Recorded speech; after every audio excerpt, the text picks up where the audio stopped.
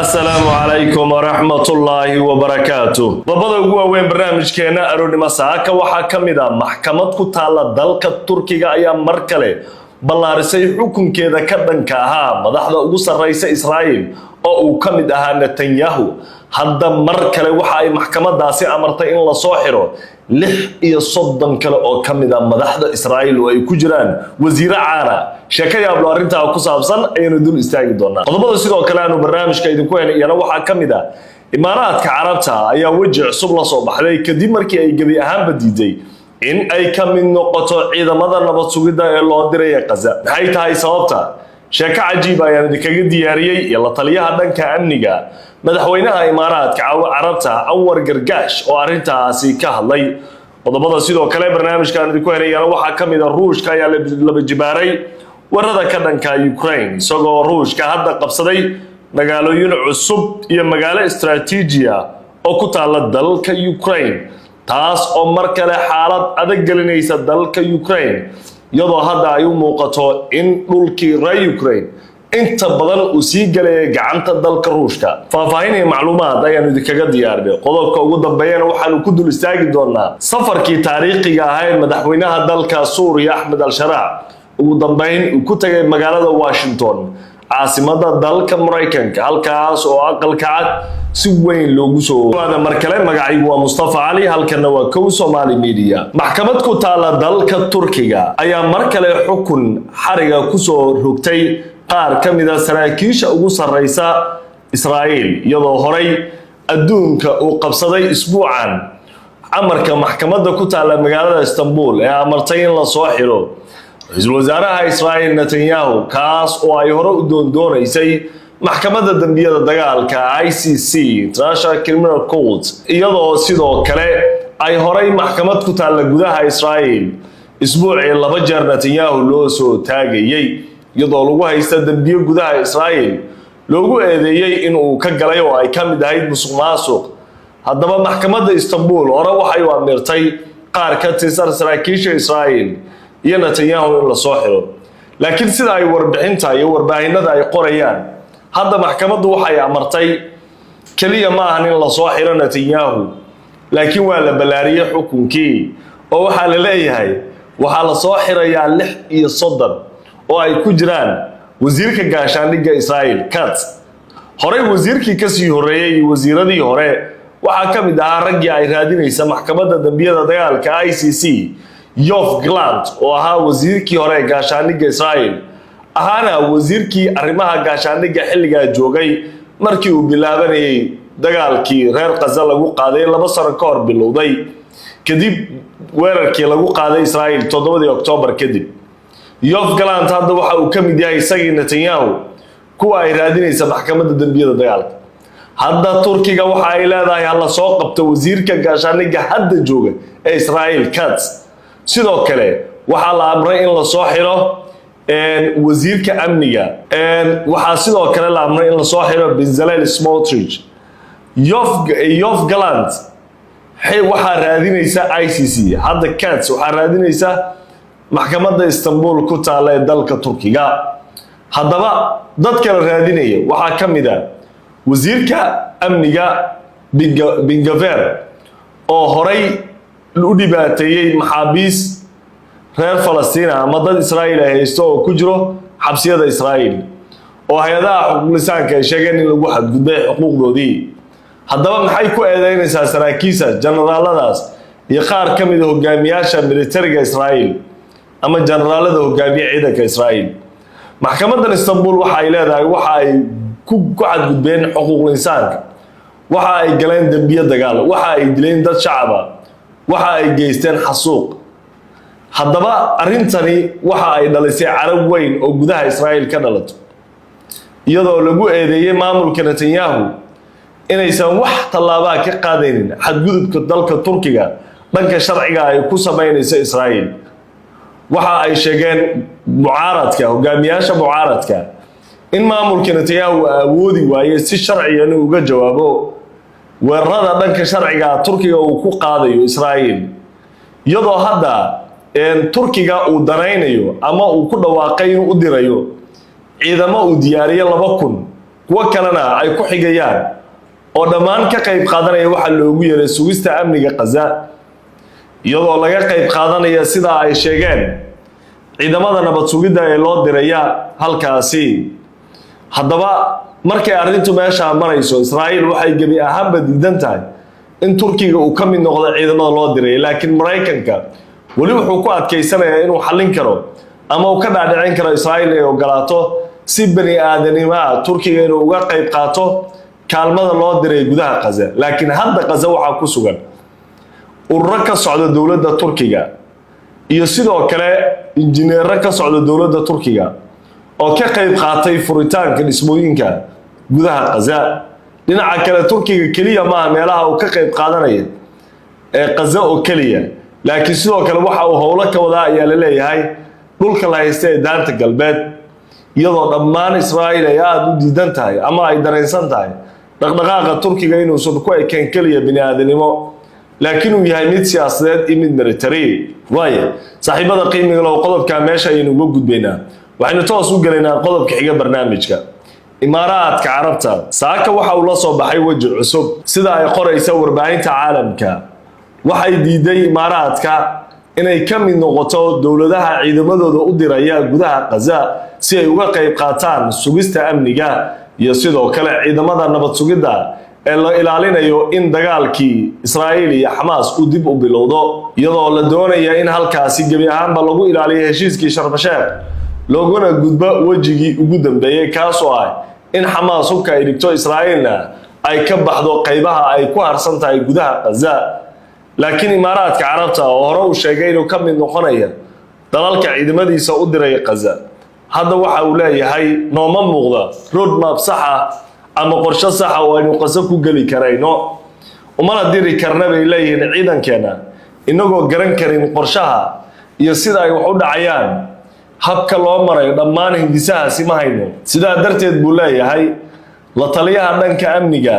madaxweynaha Imaaraadka Anwar Gargash uma socdaan buu leeyahay ciidankeena laakiin wali Imaaraadka wuxuu diyaar u yahay inuu ka qayb qaato xasilinta Gaza gaar ahaan dhanka dhaqaalaha oo waxaynu diyaar u nahay bay leeyihiin inaynu kaalmada bini'aadanimada Gaza aynu gaarsiinayno aynu laba jibaarno oo aanu badino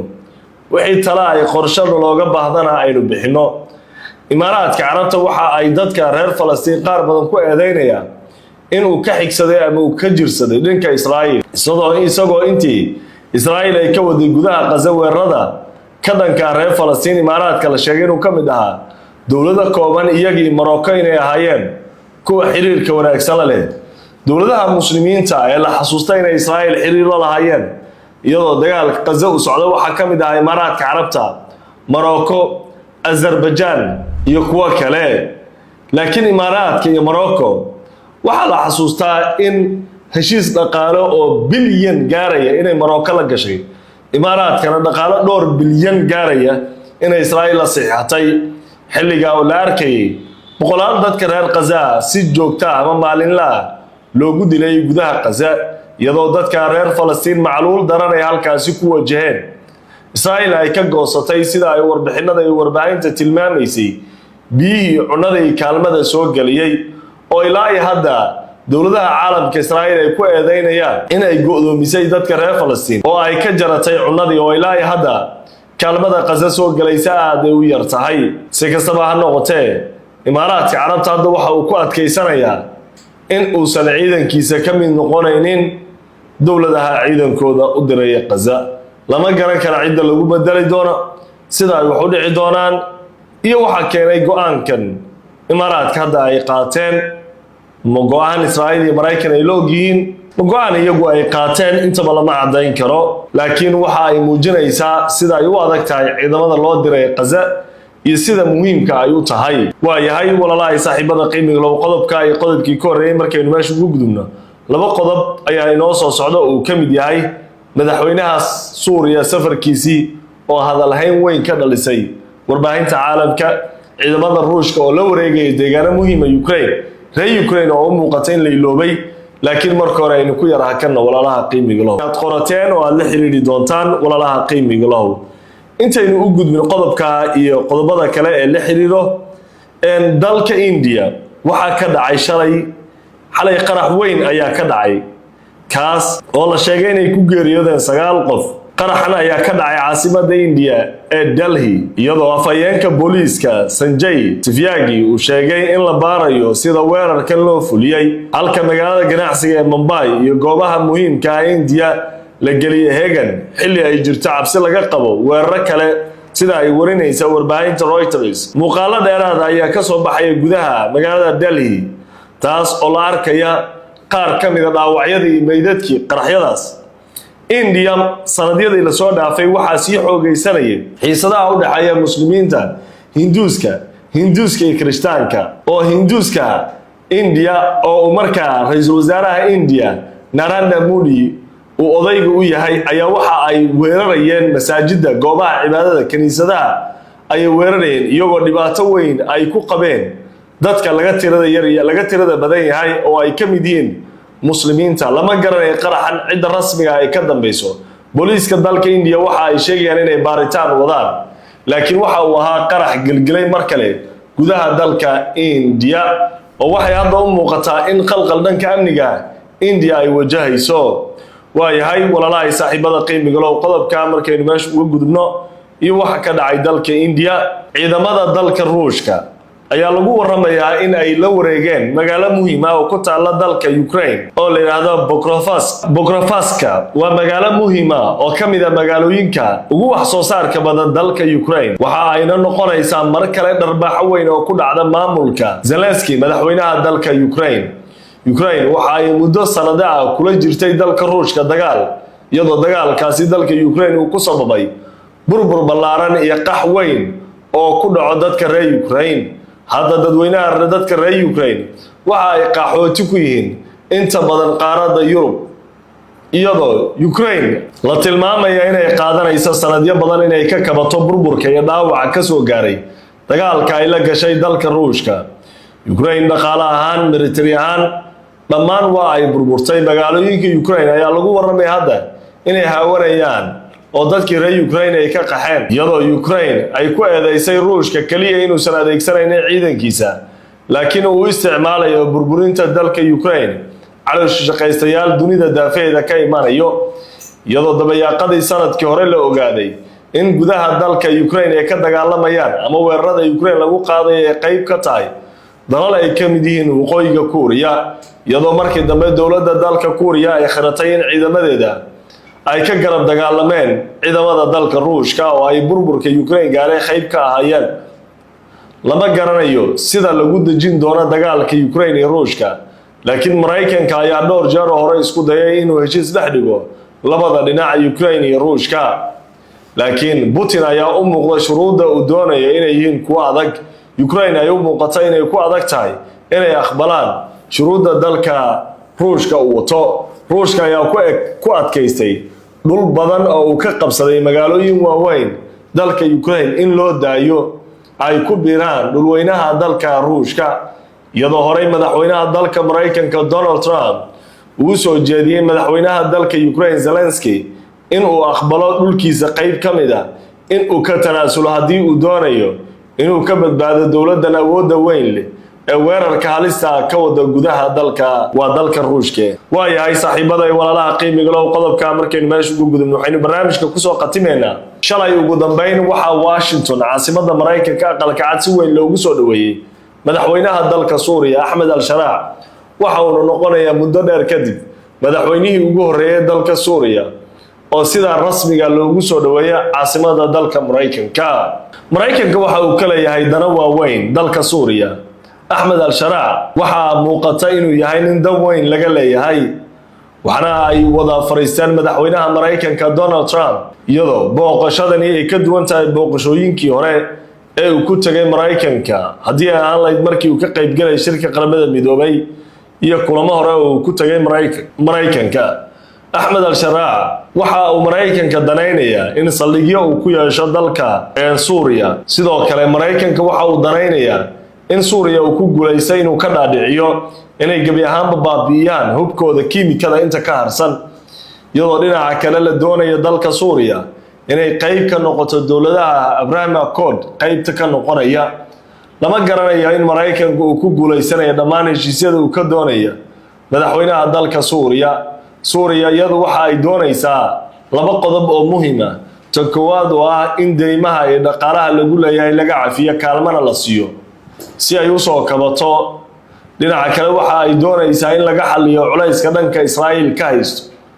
oo Israa'iil dhulka reer Suuriya waxa ay ku wada weeraro tan intii uu yimid Ahmed al-Sharaa waxa in ka badan 2 jeer la duqeeyay caasimada dalka Suuriya iyadoo mar kamid ah xilligii la weeraray caasimada dalka Suuriya la duqeeyay guriga u deganaa madaxweynaha dalka Suuriya Ahmed al-Sharaa waa guriga laga xukumaa dalka Suuriya iyadoo afafka hore gurigaasi gantaale Israa'iil ay soo tuurtay lagu dhuftay ugu dambeyn Suuriya waxa danaynaysaa xiriirka diblomaasiyadeed ay la yeelanaysa dawladaha reer galbeedka iyadoo lagu waramayo safarka Washington kadib in uu booqan doono Ahmed al-Sharaa dalka Germany oo isna ka helay martiqaad rasmi ah waayahay saaxiibada iyo walaalaha qiimiga loo barnaamijkii aroornimo oo aad kala socoteen Kow Somali Media saaka subaxnimo talaada inta ayaynu ku soo xireynaa tan inta aynu gaarayna barnaamijka mid ka xigo insha Allah nabadgelyo